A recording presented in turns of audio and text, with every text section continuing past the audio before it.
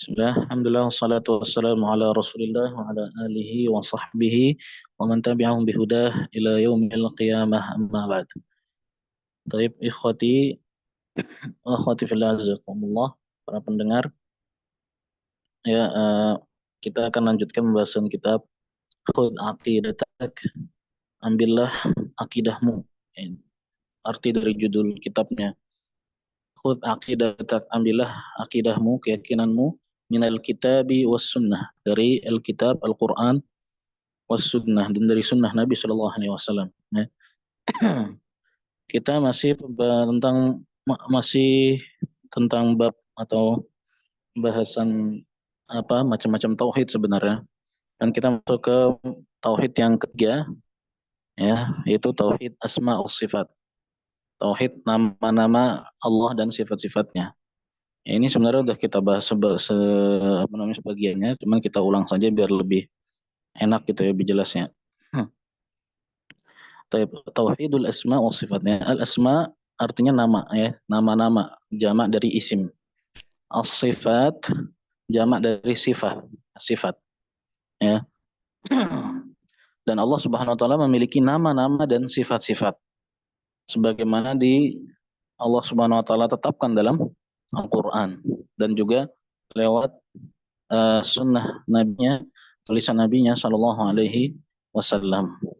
Dan kita baca saja dari kitabnya. Ya, pertanyaan ke-9 ya. Ma huwa tauhidu sifatillahi wa asma'ih? Apa itu tauhid sifat-sifat Allah dan nama-namanya? Ya. Al-jawab, kata beliau, huwa itsbatu ma wasafa bihi nafsuhu fi kitabih.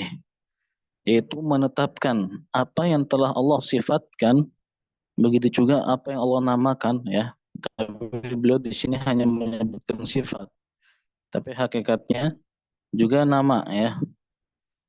Menetapkan apa yang Allah sifatkan terhadap dirinya, ya Allah sifatkan kepada dirinya dalam Al-Quran.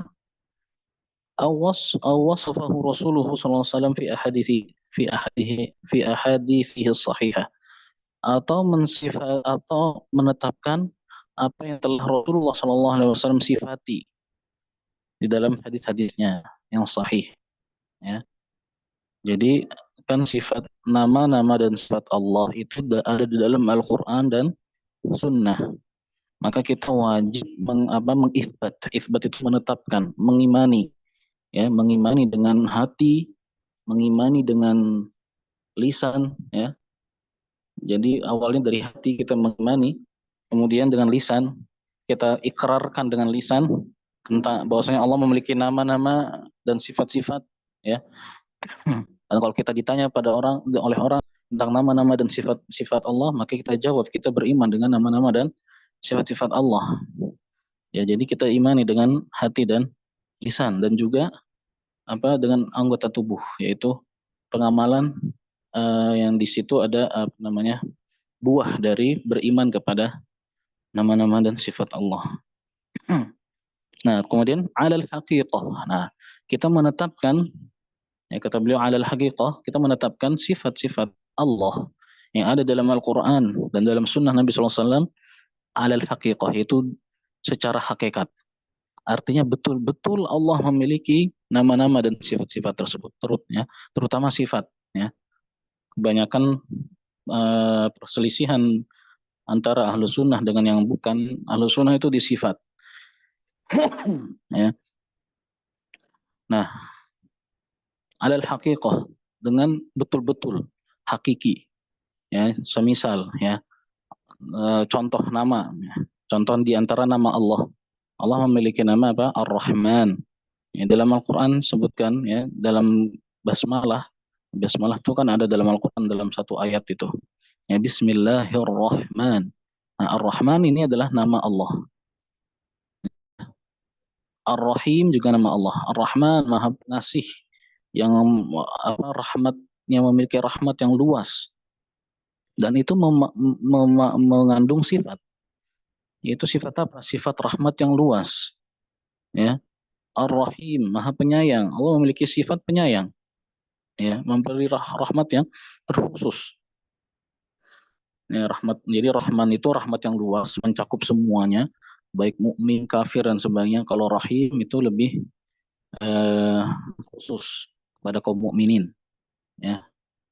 Rahmatnya lebih khusus. Nah, ini sebagian itu pendapat sebagian ulama ya. Ulama berbeda pendapat tentang perbedaan Ar-Rahman dan Rahim. Sebenarnya ini diantara salah satu pendapatnya.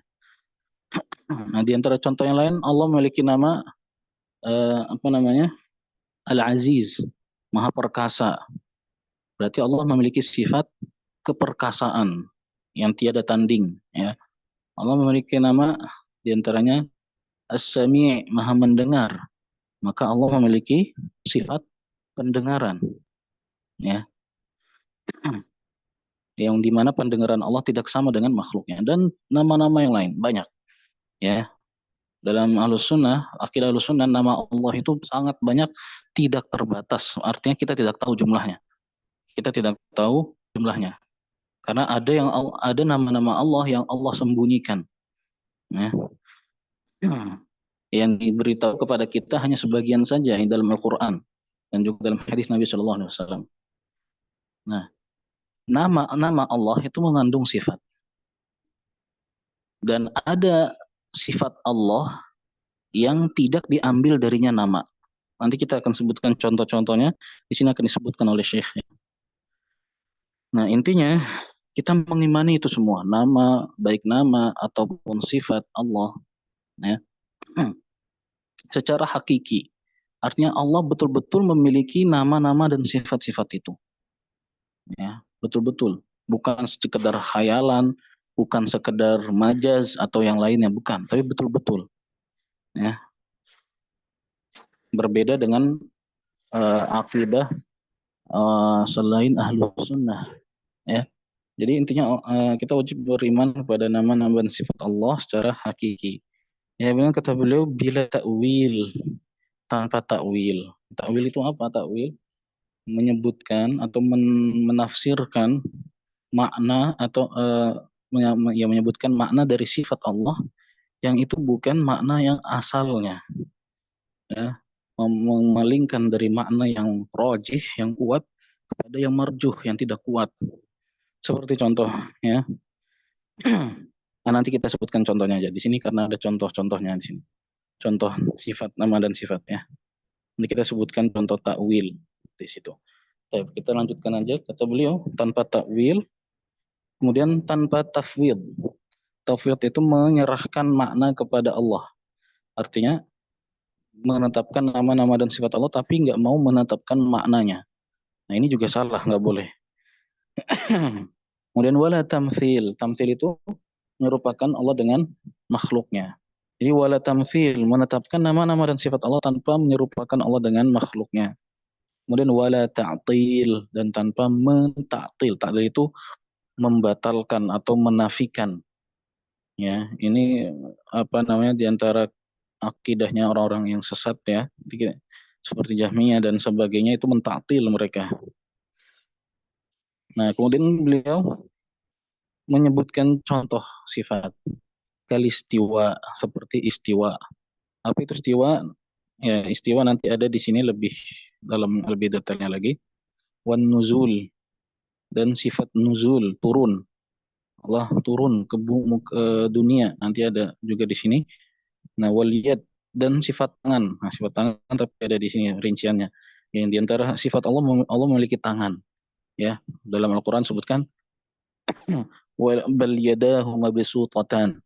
Dalam Al-Quran, dalam surat Al-Maidah itu, yang bahwasanya kedua tangan Allah itu terhampar. Nah, artinya Allah memiliki tangan, betul-betul memiliki tangan, kedua tangan bahkan, ya. Nah, kita Ahlussunnah wajib mengimaninya tanpa takwil, yang pertama. Nah, takwil itu gimana bentuknya? Nah, sebagian sebagian kelompok, ya, yang menisbatkan kepada Islam, mereka mentakwil sifat tangan, mengatakan bahwasanya maksud dari tangan Allah itu artinya kekuasaan atau apa namanya, nikmat Allah. Nah, itu salah, ya. Menafsirkan seperti itu salah. Kenapa mereka menafsirkan demikian? Kalau mereka nggak mau menetapkan sifat tangan, ya, mereka menafsirkan dengan tafsiran yang jauh gitu. Kalau Ahlus Sunnah mengatakan Allah memiliki tangan, betul-betul tangan betulan, ya. Hanya saja tidak sama dengan makhluknya. Ya, jadi di antara kaidah Ahlus Sunnah menetapkan nama-nama dan sifat Allah tapi tidak sama dengan makhluknya, ya. Lalu bagaimana bentuknya? Bentuknya kita tidak tahu. Nah, itu yang kita serahkan kepada Allah Subhanahu wa taala, ya. Kemudian tentang tafwid. Nah, tafwid itu apa? Mengatakan ya Allah memiliki tangan, tapi apa arti tangan? Nggak tahu. Nah, nggak tahu arti tangan. Apa itu tangan? Nggak tahu. Ya, pokoknya hanya Allah yang tahu maksud tangan di situ.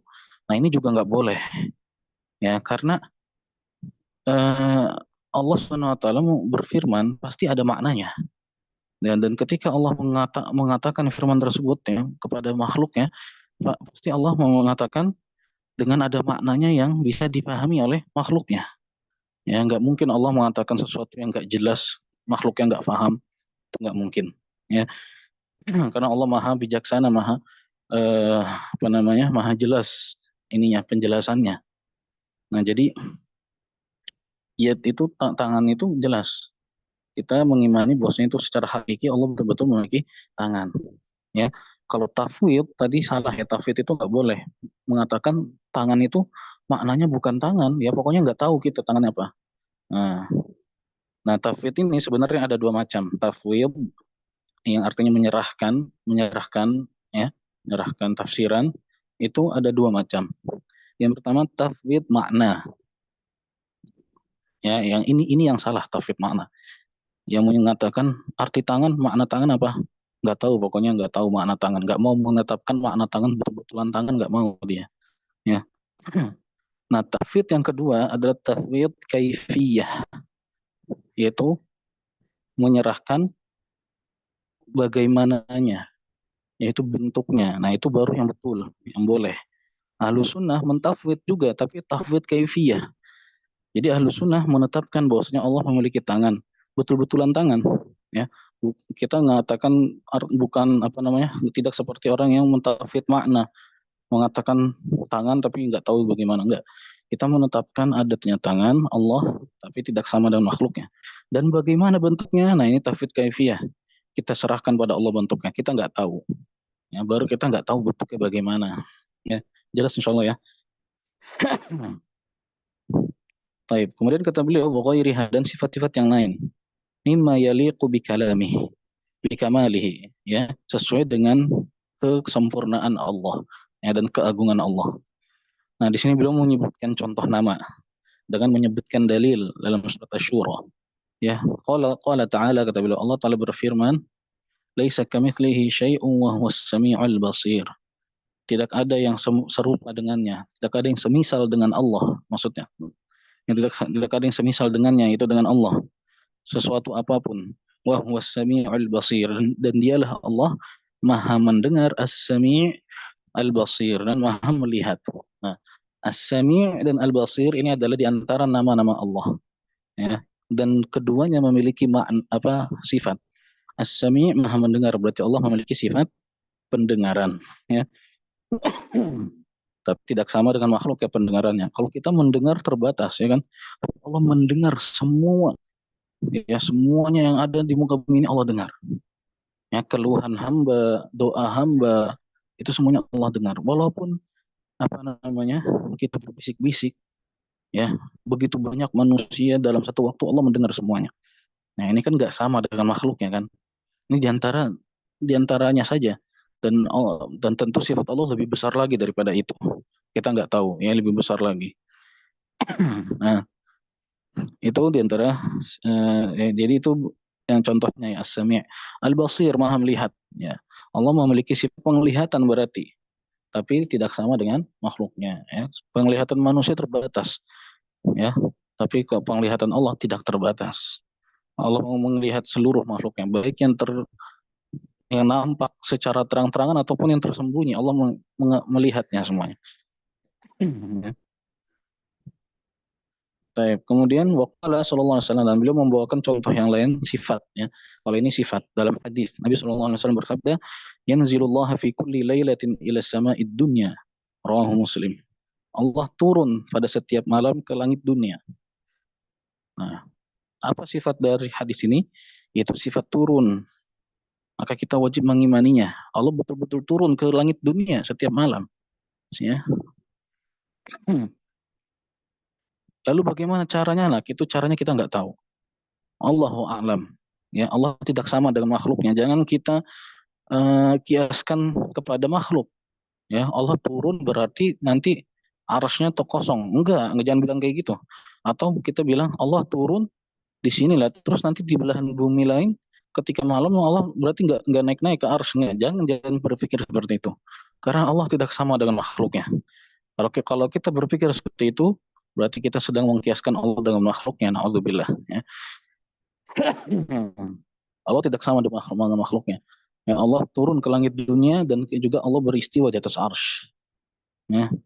Allah turun di langit dunia setiap malam, baik di belahan bumi manapun. Ya.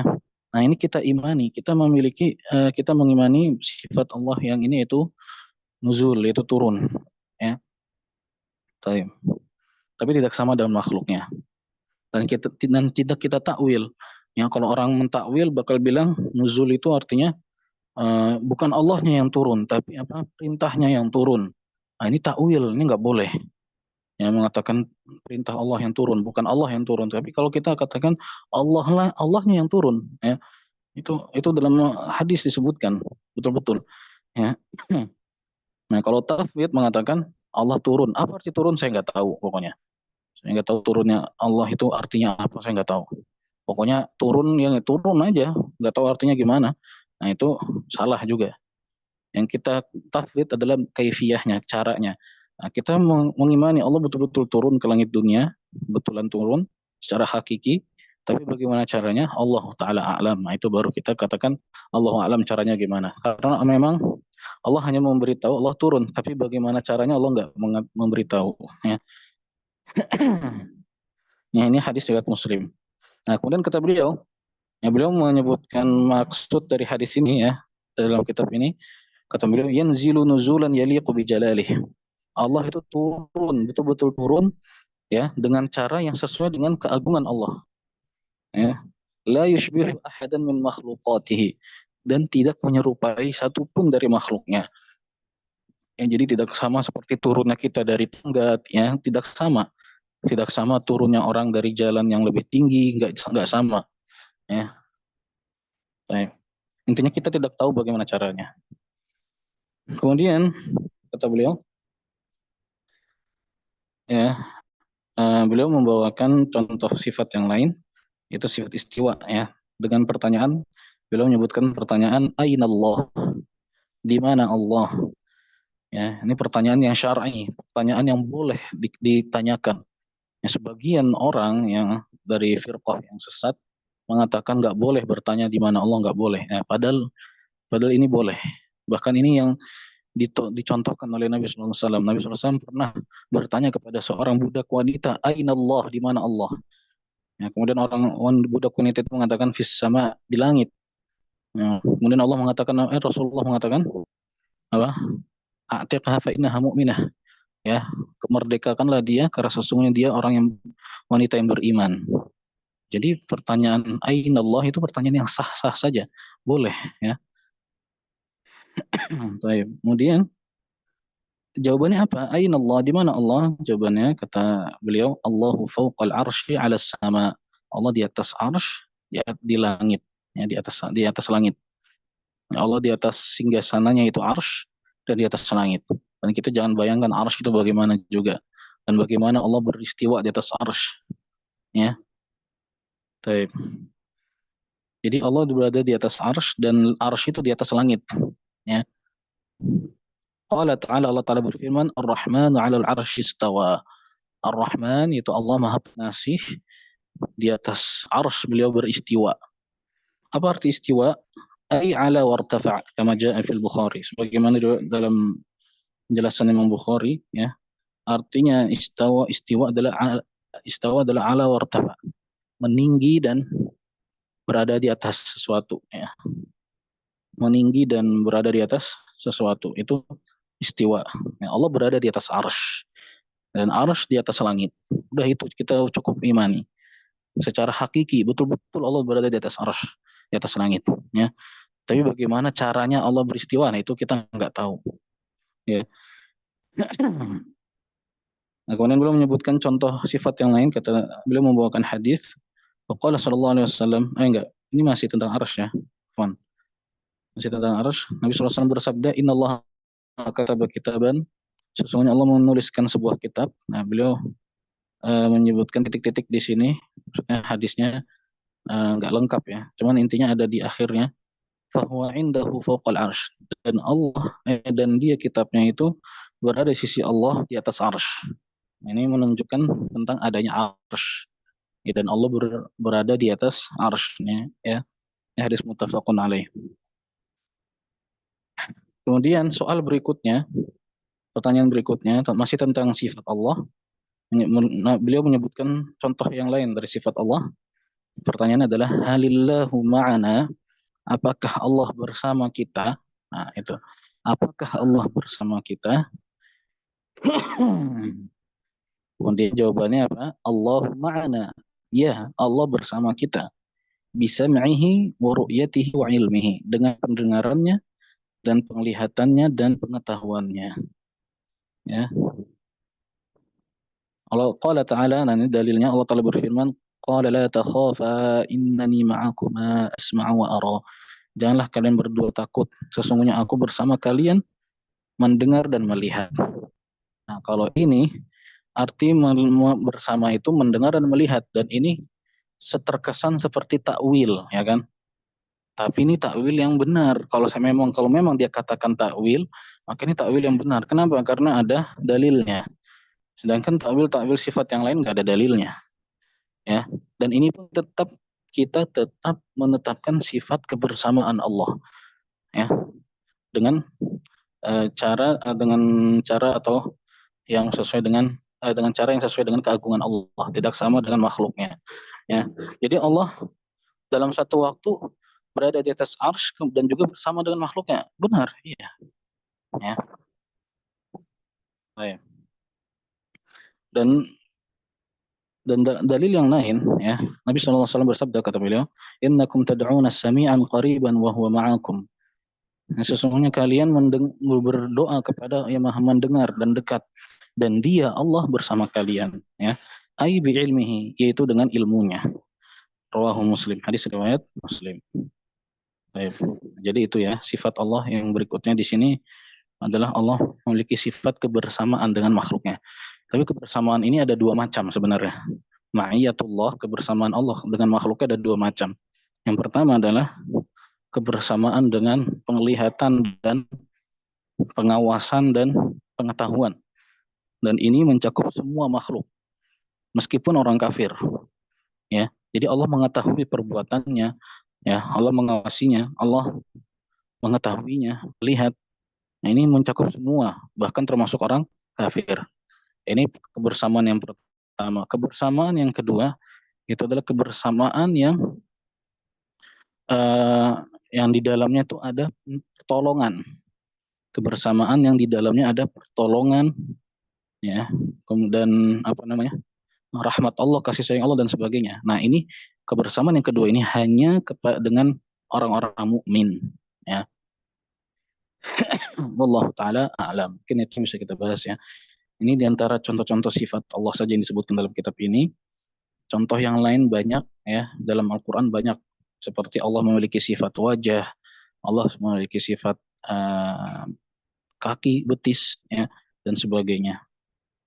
Ya, dan nama-nama Allah juga sangat banyak. Ar-Rahman, Ar-Rahim, Al-Aziz, Al-Ghafur, As-Sami, Al-Basir, Al-Hakim, ya. Kemudian apa lagi? Al-Khabir dan sebagainya. Ya, wallahu a'lam. Itu yang bisa kita bahas ya. Berikutnya insyaallah kita bahas di pertemuan yang akan datang ya, karena waktunya sudah habis. Wallahu a'lam wa sallallahu wasallam wa baraka Nabi Muhammad wa ala alihi washabihi ajma'in. Mungkin ada pertanyaan, silahkan kalau ada. Oke, Ustaz, jazakumullah khairan atas ilmu yang disampaikan. Baik, teman-teman, apabila ada yang ingin ditanyakan, boleh via kolom chat dan atau boleh bertanya langsung kepada Ustadz Tafadhol. Afwan Ustaz, apakah menurut manhaj salaf itu kan ada beberapa Gimana? golongan yang membuat ada 99 nama, ada 20 apa 99 sifat, ada 20 sifat itu bagaimana Ustaz? Apakah kita wajib Iya, mengimani 99 sifat dan 20 nama atau tidak Ustaz? Bagaimana Ustaz? Menurut antum? iya. Menurut Syukron. Iya, tadi saya sebutkan bahwasannya nama-nama Allah itu banyak, ya. Jelas ya suaranya ya. Kalau nggak jelas, tolong kabari. Ya, jadi Allah memiliki nama-nama. Dan itu sangat banyak, tidak terbatas. Bukan hanya 99. 99 itu hanya sebagiannya saja. Ya, dalam Al-Quran, kalau orang mau menghitung, misalkan ternyata ada 99, itu hanya sebagiannya saja. Ya, nama-nama Allah dalam hadis juga ada. Ya, dan itu hanya sebagiannya. Ya, hakikatnya sangat banyak dan sebagiannya Allah sembunyikan, tidak diketahui oleh makhluk. Ya, nah itu Allah alam. Nah, sifat-sifat Allah juga banyak. Kenapa? Sifat-sifat Allah banyak dan tidak terhitung. Sama kayak namanya. Kenapa? Karena nama mengandung sifat. Kalau namanya saja dibilang tidak terbatas, artinya tidak diketahui jumlahnya, maka sifatnya juga demikian. Karena nama-nama Allah mengandung sifat. Ya, jadi kaidahnya gini, nama Allah itu mengandung sifat. Ya, tapi sifat Allah nggak semua sifat Allah bisa diambil darinya nama, gitu. Ya, ya. Jadi kalau membatasi hanya 20 sifat wajib sebagaimana sebagian firqah, ya, kita sebut saja langsung ya Asy'ariyah atau yang lainnya, ya, hanya mungkin beberapa sifat, itu jelas salah, ya, tidak sesuai dengan akidah yang benar, tidak sesuai dengan apa yang telah Allah firmankan dan Rasulullah SAW sabdakan. Ya, Allahu a'lam.